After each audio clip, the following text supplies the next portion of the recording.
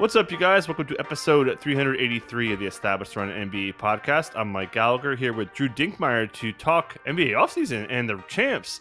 The Boston Celtics pulled off a 4-1 victory, blew them out Game 5. Really domination. One of the most dominant postseason runs in a long, long time. Warriors, of course, 4-1. But Dink, offseason's here. How you feeling? And yeah, let's do this. How you feeling today? Yeah, I'm doing great. My attention span is starting to transition to the W because I can't get enough basketball. So it's fun to check in on the WNBA and then also start looking at the offseason ahead with the draft and free agency and everything that keeps on ticking with the NBA calendar. So excited to talk through the finale of the NBA playoffs there with Boston kind of winning in a convincing fashion in 5 games, and excited to talk about kind of all the things that's led to this point for the Boston Celtics, who have gone through that path that used to be the traditional path of NBA teams, that you got to climb the mountain. You got to kind of experience playoff disappointment. You got to kind of keep trying to summit. And eventually you get over that hurdle and you call yourself champions. And it's been a long run for a young Boston team, but they finally summited the mountain, and they are a very, very worthy champion as the best regular season and best postseason team in the 2023-2024 NBA season. Yeah, for sure. That was a big thing. Think about the Miami Game 7. They almost pulled the comeback. Obviously, Steph with the big game in Boston that swung the tide.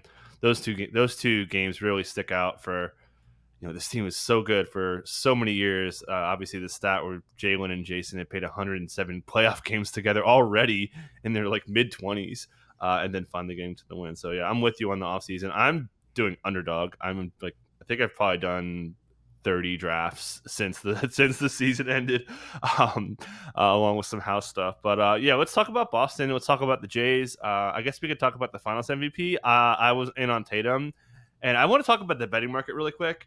So I made a mistake because I thought Jaylen was going to win it, but then the betting market moved so much. Jayson Tatum got up to minus 550 on FanDuel. I was like, that's so wrong. And then Jaylen was plus 350. So, yeah, just let's talk about Jaylen first. One, we just talked about how they got over the top. Was that because Jaylen got so good? Jrue, Kristaps wasn't really a reason why, I would say. Sure, he was okay, but I don't think that's why they dominated, certainly because he missed so many games. But I guess Jaylen, did you agree that he was Finals MVP? And then is he the number one reason, or is it Jrue? I think that's kind of one or two why they got over the top. Do you have any thoughts on it? If it's why they kind of got over the top after struggling, not really struggling, but just missing. Yeah, I mean the whys. It's hard to point your finger in just one direction because so many different things improved for them to get there. But certainly Jaylen Brown's improvement is at the very, very top of the list. And in terms of the Finals MVP, I thought it was a coin flip essentially between Jayson Tatum and Jaylen Brown. I know some people mentioned Jrue Holiday as well. I don't think he was carrying as much of a responsibility offensively as those two players. So I thought he was exceptional all finals, but I don't think he was worthy of the MVP in that regard. Jaylen, I think, was the player that between Jayson and Jaylen's ceiling was always the one that we were kind of dreaming on in terms of how big it could get. Tatum was kind of the ceiling's going to be very, very good. And the floor is so good because he's so skilled already at all these different things. But how much further can he jump up? We don't know. And Jaylen was sort of man, from the moment they picked him out of Cal, this is a home run pick. He's either going to struggle because there's some flaws in the game, or he's going to be exceptional. And this playoff run, we talked about it in terms of his shooting percentage. He was above, I believe, 52% in every single series that they played, which is a raise from where he's been historically during the regular season. You don't usually see players with this type of volume increase their efficiency during the course of the playoffs. And then if you look back to the last NBA Finals that they were in against the Golden State Warriors in 2021, 2022, the big identifier was, hey, Jaylen Brown isn't comfortable dribbling, isn't comfortable going left. Jaylen Brown's turnover rate in this series was much, much better. Really, really kept the ball in control. And Boston as a whole, I mean, in the final game there, I mean, there were so many amazing stats about how well they played in that final game. But I think going into the third quarter or fourth quarter, they only had 2 or 3 turnovers. So just an incredible performance by Boston, and Jaylen Brown's growth is right at the top of the list in terms of the things that have taken this franchise from very, very good. I mean, we're talking about 10 straight playoff appearances.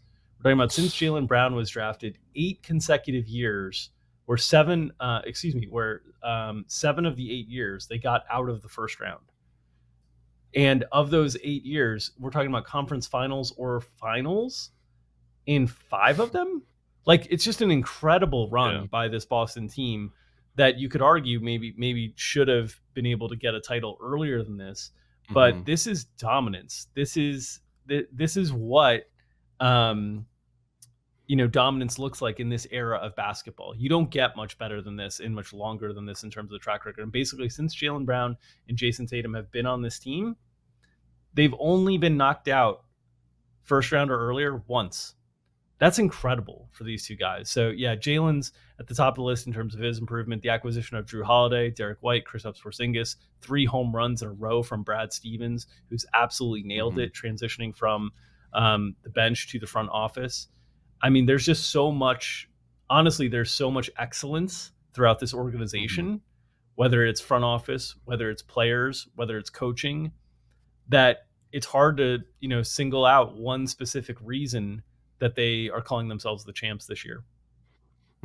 Yeah, just to stick with Jaylen for a little bit longer here. So, obviously I've been playing fantasy for his whole career, and early in his career, man, he was such a bad free throw shooter, and then finally got that to be like, okay, three pointers was like bad, and now he's like good, like firing away. You mentioned the turnover stuff. The steals were better. He turned into like a really good fantasy player over the last few years. But yeah, just incredible. And then last year he freaking cut his hand on a vase, and then the turnovers were more pronounced on his strong hand. His right hand had the stitches from the vase, and then his left hand was like the bad hand. So yeah, just a really, really awesome run. I thought he should have, like, as much as I've dug in on Tatum, considering he guarded Luka, considering how well he played, really strong third quarter again to blow him out. Like it looked like Tatum had it like mid third, and then Brown kind of like, okay, it's not that big of a gap. So with you there, Jayson Tatum played awesome, man. Like, as you say, man, drive the ball. That was clearly the strategy, and he absolutely nailed it. They had no one to stay in front. They had to just keep the Dallas defense in rotation the whole game. Didn't shoot it great, but he made such an impact with the switch defense, the rim protection, even just an absolute. That's Jayson Tatum, man. Just like absolute well-rounded, just so gifted player. I thought he played really well. Obviously, if he shot the ball a little bit better, he would have won Finals MVP. But yeah, and then just a random note. God, all the Twitter hate on Tatum, man. Like, what are you doing, man? The guy's been playing so well. I think he's the best player to me. Obviously, Jaylen played really well down the stretch. But yeah, anything you want to add on Tatum, and we could maybe tie him together on how the Nets just get. Then we talked about the Bucks gifted them this championship with Jrue. The Nets obviously going back to 2016-17. But yeah, anything you want to add on Tatum and kind of getting this over the top? Yeah, I mean, Tatum, whenever I look in the box score and I see a smaller percentage of 3-point attempts as his field goal attempts, I feel like you're going to see a pretty good box score from Jayson Tatum. Only 7 3-point attempts, 24 field goal attempts overall. So he was attacking the rim pretty consistently, got to the line 8 times as well, 31 points on 24 shots. It was fine. Not an issue from an efficiency perspective there. Dished out 11 dimes. Wish he could have grabbed 2 more boards so he could have hit the long shots on the 35-1, 30-point triple-double that we dropped in Discord for our subscribers and that I touted on the DFS show. But yeah, he was just fantastic. He took control of the game from the very early going. You mentioned it, Jaylen Brown at the start of the game was struggling a little bit, wasn't kind of in rhythm. Jayson Tatum was the one that was consistently generating clean, efficient offense for them. And then Dallas just really struggled to score the ball in the first quarter. And a big part of that, obviously, was the defense of both of these guys. But yeah, he was exceptional. In terms of the hate on Jayson Tatum, I think, one of the things that happens is, look, the Boston Celtics fan base is one that is very loud. And people don't like it when the Boston Celtics are doing well, just naturally. And so when you're the face of the Boston Celtics, I think you're going to get some unnecessary criticism on that. We talked about in terms of like Anthony Edwards and where he's at in his career. And you look at Jayson Tatum, and I mean, this is around the time that guys start winning titles. He's 26. He's going to be 27 at the start of next season. This is around the time, 26, 27, 28. You look through history, LeBron, Jordan, Kobe. Like this is around the years, all these guys start winning. Steph, so on and so forth. So he's right in the prime. He's given himself a lot of looks at the end of his career. We're going to be talking about a guy who has probably a lot of playoff records or is chasing down LeBron for trying to find a lot of playoff records because he's been playing in the playoffs so consistently, so deep in the playoffs for so long. So he's going to put up just an incredible career. I think the frustration or the criticisms of Jayson Tatum are simply that the best player on the best team in the league still hasn't taken his game to the level of like a top 3 player in the NBA, which is a very high bar to clear. And I think then obviously a lot of the criticisms after the finals were about kind of the corniness and that there doesn't feel like there's authenticity with Jayson Tatum. And that's a big thing for people is, they feel like they want to be able to connect to people. I think that's why people fell in love with Anthony Edwards so much. There's so much authenticity to Anthony Edwards. In Jayson Tatum, everything felt a little bit like an imitation, right? There's the cut-ups of him doing the same celebration as Kevin Garnett with different words, the same trash talk as Steph Curry, all the different things that are basically a meme. So I think that's where some of the criticism comes. But I think if he was the best player on the best team for Minnesota Timberwolves, I think he'd be treated differently. I think some of this is just associated with being, the best player on a team that has a very, very historically loud fan base.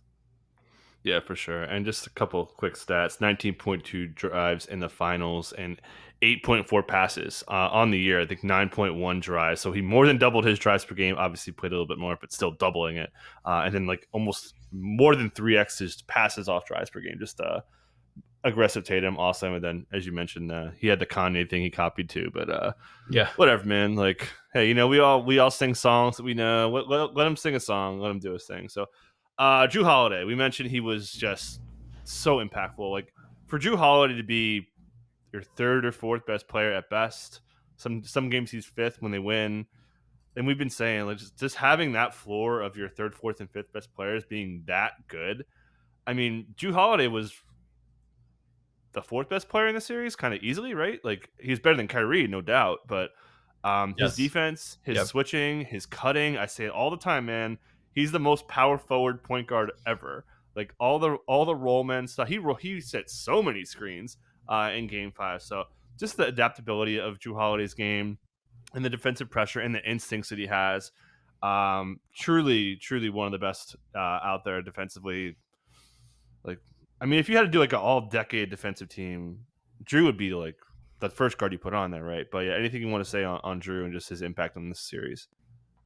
Just love him as a player in so many different ways. I think when I was out in Denver, was talking with Peter Jennings, CSU Ram, and we had long gotten into debates about Kyrie Irving versus other point guards in the league, and he was asking me, who are the guys that you took over Kyrie Irving? And I was like, I was definitely Kyle Lowry, like that was one that I took, and I was struggling for the other name. I think the other name was Jrue that I always took over Kyrie. That like from an impact, from a winning perspective, the way that he plays, I've just always loved Jrue Holiday. And I mean, for him to come in this year in Boston, you look at the last 3 or 4 years in Milwaukee and New Orleans, this guy was averaging 19 to 20 points a game, averaged 12.5 points per game this year. Never heard a word about that from Jrue Holiday. Didn't matter. What do you need from me now? Oh, you need me to become a knockdown 3-point shooter? I'll shoot 43% from 3. You need me to defend the other team's best player? Yeah, I've done that my whole career. I'm happy to keep doing that. You need me to be a roll man? You need to be initiate pick and roll? Whatever you need me to do, I got you. And I love the attitude from Jrue Holiday. He's a winning player. He's always been a winning player. Wherever he's gone, the teams have been better with him on the floor. He was fantastic all series. I thought a number of times during the course of these playoffs, he showed up in big moments down the stretch that sort of, look, Jaylen and Jayson have had a lot of moments in the stretch to kind of earn their stripes. I thought Jrue settled the team a number of different times in kind of key stretch moments, specifically against that Indiana series. I thought he was just really fantastic down the stretch. He's amazing, just an amazing player. And obviously I know the Bucks come under a lot of heat for essentially trading off Jrue Holiday for Damian Lillard. The Bucks didn't know that Jrue Holiday was going to end up in Boston when they made that deal. I wonder if you asked them. I mean, they knew he was going to go to somewhere good though. But they didn't know specifically Boston, right? So like, I wonder if you asked them that front office, if they would have made that deal knowing that he's ending up in Boston, like if that changes the equation. I think everybody thought, maybe he'd end up in Miami type thing, which I think, from Milwaukee's perspective, Hmm. obviously a threat, but not the same level of threat as Boston. So, and Milwaukee had their own kind of financial challenges. Boston was able to extend Drew Holiday kind of immediately. Milwaukee has Chris Middleton and Brook Lopez kind of coming up. They also had to make a move to keep to keep Giannis happy. Right, there's a lot of question marks about Giannis and signing his extension in the offseason. So a really tough end result for Milwaukee with how this looks on them. But kind of understand how we got there. And from Boston's perspective, to be able to turn in some of those spare pieces that have been really good spare pieces on playoff level runs for this team, Malcolm Brogdon, Robert Williams, into Drew Holiday, was just kind of the icing on the cake of three incredible moves to set this team up to be the best team in the East and the best team overall in the league last year. And then they're bringing everybody back this next year. So they'll have another clean run at this where there's nobody you have to worry about from their main rotation that's potentially leaving. And the acquisition of Drew Holiday Hmm. sort of set the stage for that because it cleared out some of the salary commitments from some of these other players that they had on the roster. And they were able to find the money to kind of extend him. We'll see what that means for Derrick White, who's kind of next up for Boston in terms of contract. But Drew Holiday was exceptional all playoffs, all season. And this is the second time that he's gone to a team, been traded to the team, and they've immediately won the title. And he's a fantastic winning player that can fit in immediately on any team. Yeah, fits anywhere. And just going back to the trade stuff, I was looking at some old stuff there. It was pretty much between Celtics, Miami, the Sixers, and then the James Right. Harden trade, and then maybe the Clippers if it was like a three-teamer or something like that. So a pretty good chance that he was going to go to Boston.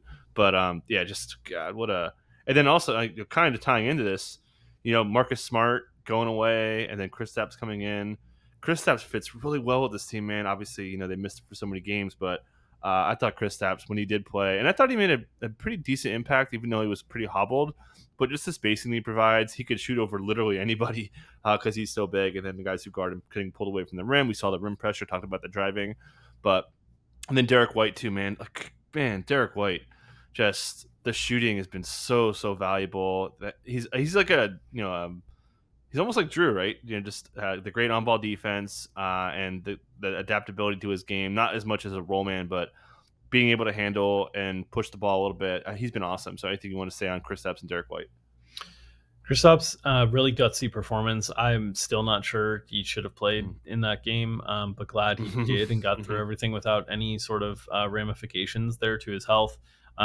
Definitely, he was getting targeted and hunted a little bit on the defensive end, and that's kind of to be expected when you're Mhm. playing a little bit banged up. But as you mentioned, his floor spacing provides a different level of offense that it just opens up all the driving lanes for everybody else out there because you Mhm. can't leave him in the same way that you could leave the attention of Xavier Tillman or even Al Horford to some extent. So, yeah, it's hard to. He's obviously the kind of the biggest trade that they made of the Derrick White, Drew Holiday, Kristaps Porzingis because it was dealing away Marcus Smart, and there was so much question marks about whether you're dealing away kind of the heart of the team, the heart and soul of the team.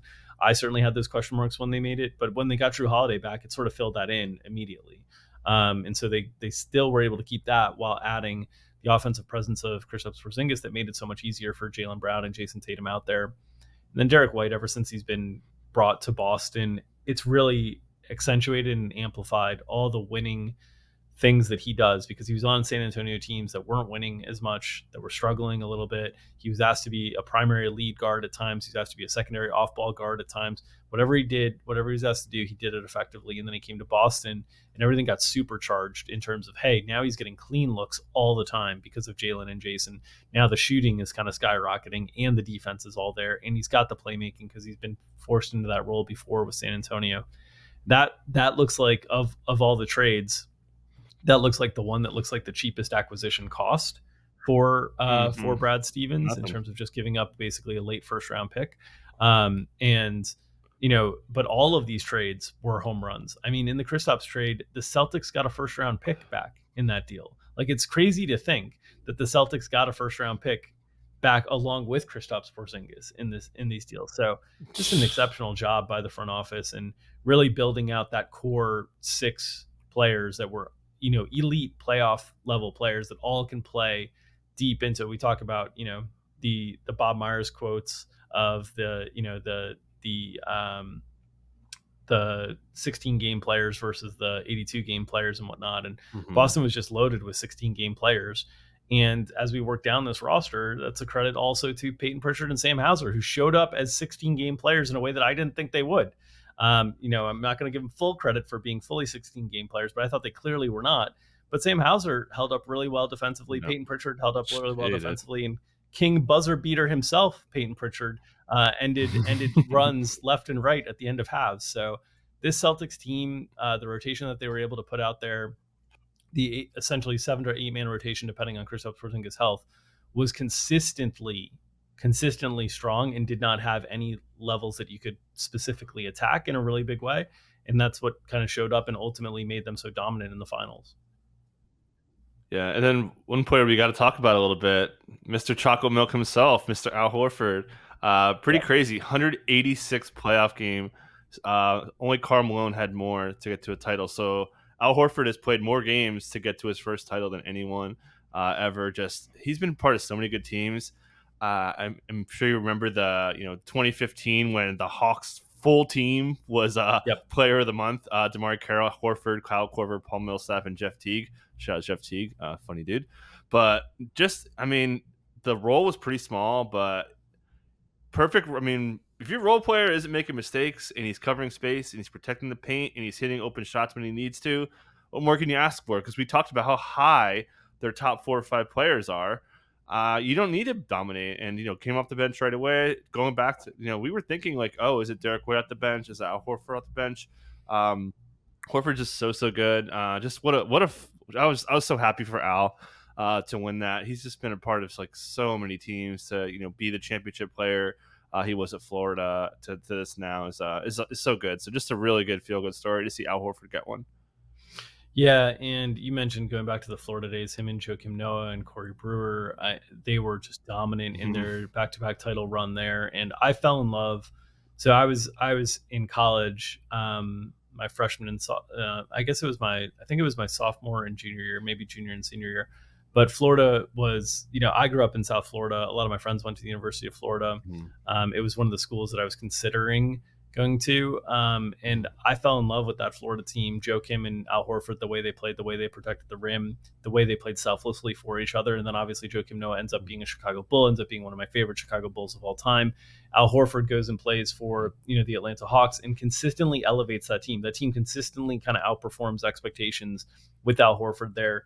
He ends up in Boston, doesn't work out as well the first time around in Boston. Then goes to Philly, didn't really work out in Philly. It looked like things are maybe taking a turn where Al Horford's maybe aging out. He's in his mid 30s at this point. He goes to OKC. He kind of basically is like, on the bench on OKC in a trade chip. And then we get a second wind with Boston, and he finds himself kind of in this perfect role as veteran leader, defender, still at this level, still defending into his late 30s at a high level at the NBA. Maybe not rim protecting quite as much, but positionally organizing defenses, communicating. He's just top notch in all of those things, and he's just always been a winner. I'm so glad that he's not, because it's one of these weird stats, right, where like the most playoff games without winning a championship sort of feels like, oh, that's a diss. Like you're you're not an ultimate champion. To be in that many playoff games, you're a winning player. And so like, I'm so glad that he gets to, relinquish that without a title notion, because he is a champion. He has always been a champion. Back to his days in Florida, the way he plays is championship level basketball. And he just wasn't always on teams that were ready to be champions. And so this year he gets that championship. I'm so happy for Al Horford. A plus by all accounts, A plus human being, A plus leader, A plus basketball player. So really happy to see him kind of have that moment and, be the old head on the team and be able to get that title. And, he's still got one more year. We'll see what it looks like for Al Horford. If there's another contract after this, I think there might be one and done, but he's had an incredible NBA career of winning, even if it didn't come with a championship until now. Yeah, I mean, for those who play fantasy, Al Horford was like a first-round pick, 10 years ago, or is it 10, 12 years ago or so? And then I think he was a first-round pick or very close to it the year he tore his pec. and just like killed everyone who drafted him. But yeah, shout out to Al Horford, shout out to the Chocolate Milk. I felt really good watching him, getting to talk and all that stuff. So I guess tying this together. So for me, I thought this was like obviously. So shout out to the Nets for one, gifting the Jays, and then the Kyrie trade. Right, they were both fleecings. So I thought there was a little bit of like big trades. Drew Holiday we talked about, Chris Stapps we talked about too. Like I feel like trades really helped. The OKC, that was another one. Even like Rudy Gobert. Like I thought trades were like a pretty big part of this. So I guess pivoting to the Dallas side, if you want to tie into that, but Kyrie played really poorly. He played really bad at every Boston game. He played bad during Boston in the regular season. I don't know if there's something to that or coincidence or what, but yeah, anything on the trades and just Kyrie kind of being a letdown, I don't think there's really anything. I think it's just coincidence because Kyrie's just cut from a different cloth as a player. But yeah, trades and Kyrie, what do you think?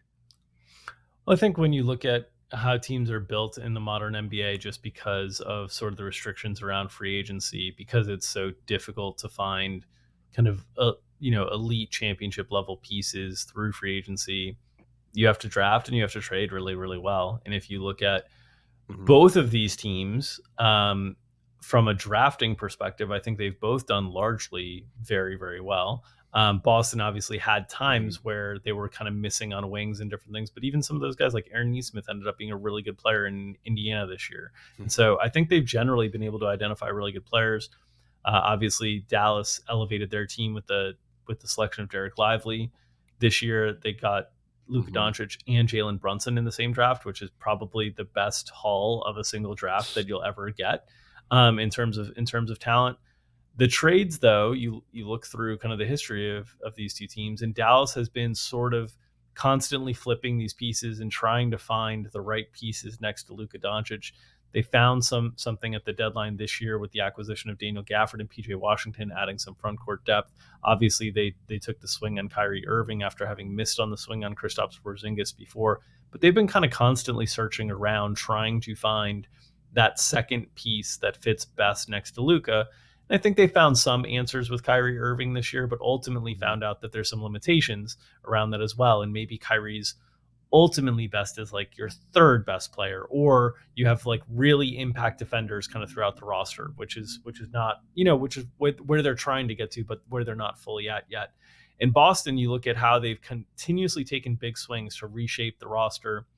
And I think that is a credit and a testament to an organization that is so confident in the two players that they drafted in terms of their skill set and their interchangeability and their flexibility to play with Jaylen Brown and Jayson Tatum, that they understand we're going to keep trying to find these right pieces around it. And over time, we're going to learn more and more about what those pieces look like. And they were very aggressive in their pursuit of Derrick White, in their pursuit of Kristaps Porzingis, in their pursuit of Jrue Holiday. They knew that those were the types of players that they need to fit around these guys, and they were right. And this is a team that has drafted very well with guys like Robert Williams and Marcus Smart and Jaylen Brown and Jayson Tatum. Obviously, both those guys were number 3 picks in their drafts. Very famously, not the number 1 picks in their drafts. And they've done an excellent job drafting. They've done excellent job drafting, but they've also done a really aggressive job trading. And this is one of the things where if you're out there and you're listening to this, and let's say you're a Chicago Bulls fan and you're sitting there in this team that refuses to make any trades at the deadline ever and is constantly like, oh, we'll just try to find players in the buyout market or free agency, or we'll just bring those in. You can't, it's hard to win that way in the NBA. You have to have a truly like game-changing superstar. And you look at all the teams in terms of the top teams in the league that we're talking about this year, there's usually a trade that unlocks something for them, right? Denver, it was the Aaron Gordon trade. That really unlocked something for them. Obviously, Denver's drafted really, really well as well. But the Aaron Gordon trade really unlocked a new level for them. Minnesota, the Rudy Gobert trade, obviously wildly criticized at the time, has really unlocked kind of a new level for them, along with Anthony Edwards' growth and development. That's a big part of it as well, obviously. Dallas, the Kyrie Irving trade, then the PJ Washington, Daniel Gafford trades, those open up. Boston, we just went through all their trades that open up. Indiana, Pascal Siakam trade opens up quite a bit there. So, like, you have to be aggressive in the trade market to try to reshape your roster when you have a contention window opened up by one of these all-time elite players. And Boston, probably more than anybody, when you talk about all the different pieces that they've cycled through to take shots at this, has done that effectively. And they finally found kind of the right pieces to the puzzle this year. And it'll be very exciting to see this whole team be brought back next year. Yeah, for sure. Taking shots, figuring out it didn't work, and getting off it. Kind of like Thomas Edison didn't, not make a light bulb 10,000 times. He figured out ways, that didn't work, and now he did. So, yeah, with you there. But yeah, pretty crazy. OKC's haul, just obviously they're kind of an exception because they just went so far into the tank. But to see them rewarded, again, like we said at the top, man, you've got to sometimes fail sometimes, and I think Mark Dagnall also kind of learned a little bit there. A lot of guys, Minnesota, I think they learned a lot about how they almost had it, things like that. So, but yeah, just like going back to the, what was the big quote last year, right? The Giannis quote. There's steps to success. I think that was kind of a pretty big theme given the team that won this, given these teams who were we were talking about kind of like a new era of the Warriors kind of fading, LeBron kind of fading, all these players and all these young teams that we just talked about kind of coming up. But yeah, you just can't. It's very rare that you just kind of come out of nowhere, boom. Like the Warriors, for instance, when they first won it, like whoa, that was like such an anomaly. You got to kind of grind your way to get there. But I don't really have much to say on Luka. I don't want to skip him. I mean, Luka's tremendous. I thought he played pretty well. As I said, a week and a half ago, whatever. Is he going to get off-season surgery? All that stuff. But I don't have much to say. Luka's just truly, truly one of the best players in the league. Absolutely, but also the finals highlighted a lot of the flaws and a lot of the challenges. And there was so much attention built around Nikola Jokic and whether you could win a championship around a player that had defensive limitations. And I think Jokic took that to heart and got a lot better on that end and got to the point where he was basically average to above average defensively when you take into account his ability to generate steals and his ability to control the boards defensively. Can Luka do that? Can Luka get to that level? We've seen it at times during the course of the regular season, but I think there's some question marks for Dallas too in terms of, can you have Luka at that level in the playoffs with the amount that you're putting on him in the regular season in terms of the demand offensively from him during the course of the regular season? I mean, we were talking about this at times, but there were times during the course of this regular season that he was playing 40 plus minutes, having a 40 plus usage rate, having to generate 40-point triple doubles over and over again for them to be competitive. And is that a long-term recipe for success? Is Luka's body going to be able to hold up from that offensive responsibility that he has to carry during the regular season and then get through all of the playoffs as well? And I think that's a big question mark for the Dallas Mavericks front office. Is they've spent so much time trying to figure out kind of the right pieces around Luka. And I think one of the things they found out with Kyrie is somebody who can really take a big chunk of that offensive responsibility from him at times.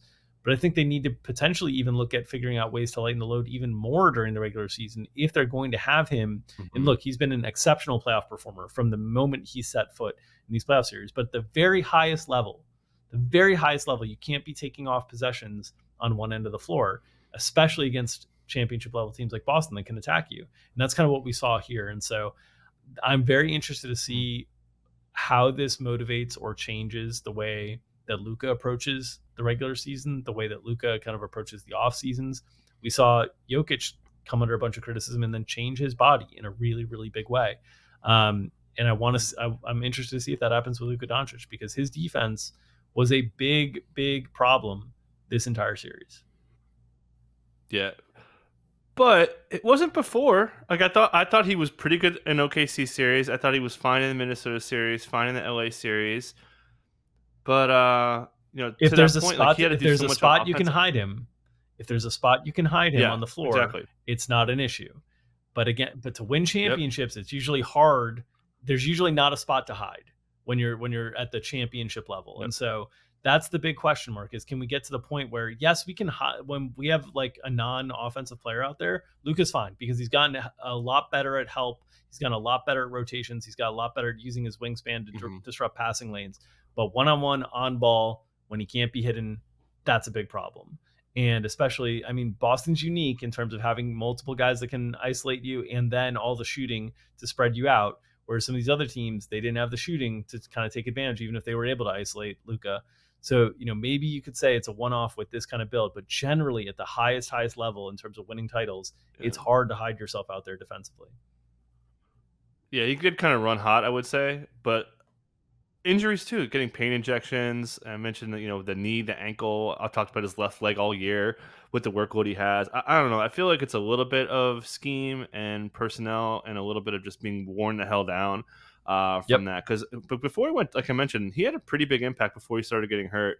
I thought we were talking about that. I was like, oh yeah, look at Luka defend and make some big plays. But it's kind of crazy. And just one other point, we didn't really get like the mega Luka game, which was kind of weird to see that many games from Luka and have no 40-point games. He wasn't the top scorer in the OKC. He wasn't the game high scorer in the series. PJ Washington outscored him a few times. So we didn't. It wasn't like the most dominating Luka Doncic postseason, but I'm not going to really fault him. I thought he still, kind of showed out compared to what Kyrie did. For sure. Certainly, good performance. But yeah, let's talk about a little bit of the Dallas roster here. Derek Lively, absolute smash of a pick. Shout out tanking. We talked about that a couple weeks ago. PJ Washington, I thought that trade was pretty good. Gafford, I thought, played kind of disappointing down the stretch, but had a really big impact, especially in the Minnesota series. I thought Jaden Hardy had some moments. Obviously, the finals he didn't. The Dante Exum pickup. They picked Derrick Jones Jr., one of the best cheap deals. They kind of smashed this year. To come out of the West, it was really no small feat. Certainly the hardest path, one of the hardest. They beat 350-win teams or whatever it Yeah. was. So yeah, Dallas in a really good spot here. I guess if you want to add anything on the roster and kind of where they stand going into next year. The other thing that I just want to add is I thought the acquisition of Grant Williams in the offseason was going to be a really, really good one. Turned out not to be a very good one, right? He really struggled with them, and credit to them. Mm-hmm. They identified this isn't working the way we thought it was. We need to change things kind of aggressively. And so I think getting back to kind of how trades can reshape rosters and manage fits and whatnot, I think it's a good point to highlight. When these moves don't work out, when trades don't work out for teams, like the Damian Lillard thing this year, right? It didn't work out for Milwaukee this year. We'll see. Maybe they get a full healthy season from these guys, and maybe it changes next year. Yeah. But credit to teams for taking shots when the existing thing didn't look like it was working. And it looked like it was running into limitations, right? And that's what Milwaukee was facing with their late game offensive situations kind of in the playoffs before that. It looked like it was kind of struggling and they needed to kind of fix that. They took a shot. Maybe it works, maybe it doesn't. Dallas took the shot and then recorrected kind of midway through. They kept taking shots. And I just want to give credit to front offices that are willing to kind of acknowledge hey, this didn't work. We're going to take another crack at it with something else. Because I thought that was really important for them. Obviously, they've been trying to draft and develop 3-and-D kind of wing role players to pair along Luka. They know what they have in Luka. Getting Lively was an absolute smash. Josh Green's development continues to be nice in terms of the path that it's going. And then if you look at from a roster planning perspective going forward, this team is finally just 1 year away. Tim Hardaway Jr. is now an expiring contract. So it's now a little bit easier to potentially move that contract. That has been the one that they've been targeting on. Can we move? They've got Dante Exum under a very reasonable salary next year. Obviously, the Derek Lively rookie contract is going to be very, very helpful. They did pay Josh Green a good bit, so they've got Josh Green making in the tens of millions of dollars. So there's not going to be a bunch of room to kind of move and maneuver kind of going forward. But I thought what they found in Exum was encouraging. We'll see if they can continue to develop Omax Prosper in the way that they've developed kind of Josh Green. They've got Daniel Gafford and they've got everybody under contract. They're not really losing anybody kind of going into next year. So they'll have a chance to bring this whole team back. Like I said, I'm interested to see how they try to manage the regular season for Luka a little bit more because I think they need to. The deeper you get in the playoffs, the shorter amount of recovery you have going into the next season. And so I'm interested to see how they kind of manage that during the course of the season, knowing that, hey, we've got this playoff gauntlet we got to get through. We got to try to keep him as healthy as we possibly can. And another reminder, we talked about, Tatum and these guys who tend to win titles at 26, 27, 28. Luka's 25. So he's still very, very young to have accomplished all the things he's accomplished at the NBA playoff level. Yeah. Looking at the odds next year, they're plus 900. Just running this down. Boston, obviously, plus 300. And then Denver, plus 750. Minnesota, plus 850. Do you kind of agree that the Nuggets and the Wolves are in better shape than where the Mavericks are?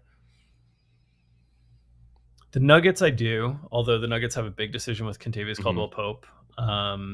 If he leaves, Hmm. that would open up some trade situations that they could potentially, get a player back that would be similar because they'd have room to do so at that point. Minnesota, big offseason. I'm Bruce very Brown. interested to see what they do. Yeah, Minnesota, I'm very interested to see what they do in terms of, if Karl Anthony Hmm. Towns' name gets dangled around this offseason. Dallas is the most stable of those teams, right? There's not like Hmm. I think there's scenarios that Dallas can only kind of improve their roster from here. Whereas Denver and Minnesota, I feel like there's situations where, hey, if they don't land the plane right, things could get worse for them because Hmm. of where they are kind of in the tax situation. So I think that's probably right. Um, but Hmm. I do think Minnesota and Denver have the higher ceilings of like landing the plane correctly, and their teams are just they're just built a little bit better on both ends of the floor than Dallas is right now. Yeah, I think I agree with that. And I would say I think honestly, I think OKC may be one of the most stable teams too. Like they're so loaded, and they have so many assets to play with. Talk about teams taking shots. Yep. Does Josh Giddey go? Did they trade Josh Giddey? I think a lot of teams would be willing to trade for him. They've got a lot of ammo, man. Like there's a chance that they do something. That's That's that's the team that I would last. Good. that's the team that I would put next in championship odds over Boston personally. They Me just have too. so much ammunition, so much continued growth from their team. Yeah. I know we're talking about teams that generally have to kind of climb the mountain and it takes time, but you could Hmm. see them turning Giddy and assets into something really, really big that kind of hypercharges this. And I'm not as Hmm. concerned about the wear and tear that the regular season is going to take on those guys because they're all in the absolute primes of their career and they're able to share usage in a Yep. meaningful way. So OKC is the team that is the most exciting for me heading into next season. But yeah, I you know, I, they obviously continue to need experience to grow in the playoffs. Yeah. SGA plus 600 for MVP doesn't sound terrible to me, considering he was so close this year. But yeah, I don't have too much else to say. Any thoughts about the full season or anything that you missed? You want to talk props a little bit? Obviously, we're really proud of that. Yeah, we'll talk. We'll do a separate show on the props results at some point during the course of the off season as well. But really proud of the team and everybody that on our team. Really thankful and grateful for everybody's work that put in this year to have the success that we had for ourselves and for our subscribers. So just really, shout out to us and shout out to the team. I'm really proud of everybody there. In terms of the NBA, honestly, a disappointing playoffs for me. I really Hmm. thought this playoffs had the potential to get us some like epic series, and we lose Kawhi Leonard at the start of the playoffs.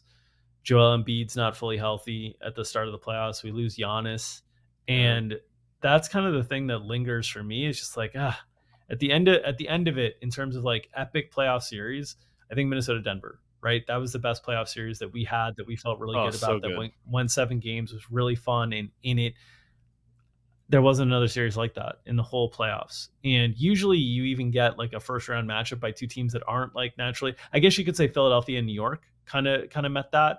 Maybe you could say Yeah. New York and Indiana, but New York and Indiana just had the feeling of like everybody like last man standing final destination style for New York where like one guy at a time was getting taken out each game. So I felt it was such a it's the league is in such a wonderful spot. There's so many great talents to be able to celebrate. Mhm. There's so many like any game you turn on most nights, there's somebody who's really really exciting to watch.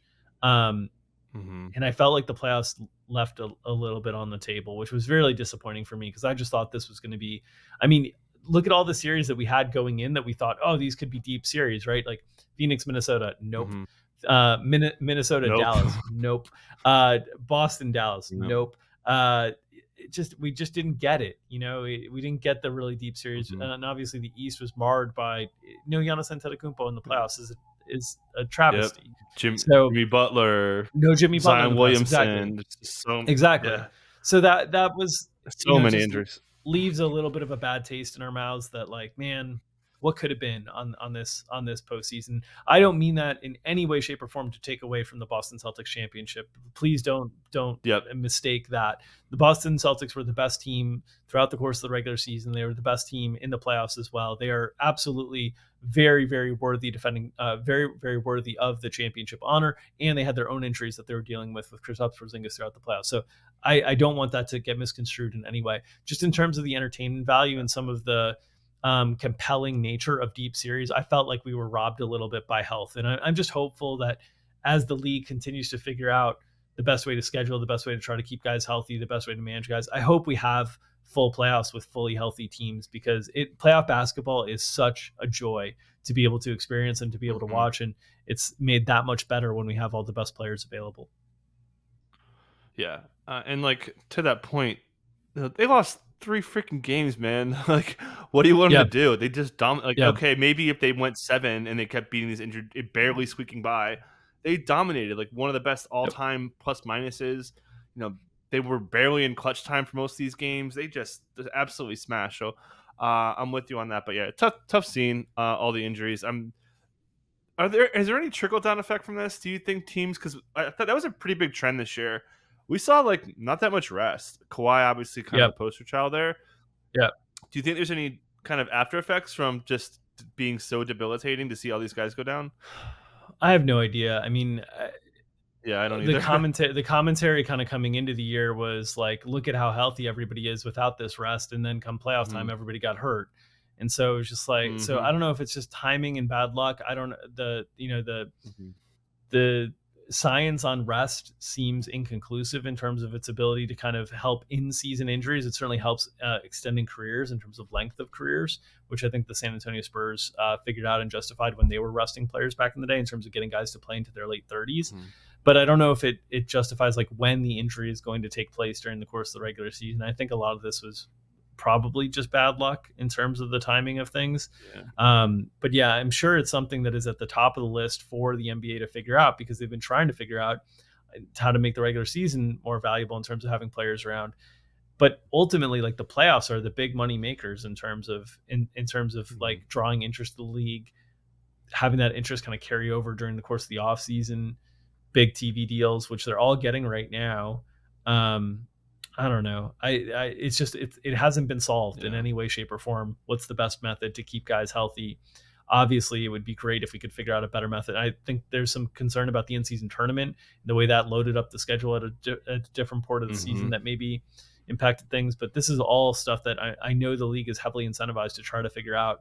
And I can't wait for the day that we're able to figure it out, that we have the healthiest and most available best players during the playoffs, because playoff basketball is such a treat. Yeah, for sure. I don't go to like any regular season games, but wherever I'm at, if there's a playoff game, I want to go. It's just such a good environment to be in. So there's so much more worth the extra money for those of you who are like, oh, it's so much more. Like, is it though? It's not. Okay, so that's it. We'll be still keeping our regular pod schedule here. We'll obviously talk some draft, free agency coming up. We'll have you guys covered. We left a lot of stuff on the table post-mortem, so we've got plenty of content to get to you guys. But anything you want to mention to get us out of here? As always, just thank you all for the support during the course of this NBA season, whether you're consuming our content on free platforms like YouTube or on Spotify, iTunes, wherever you get your podcasts. We appreciate you out there.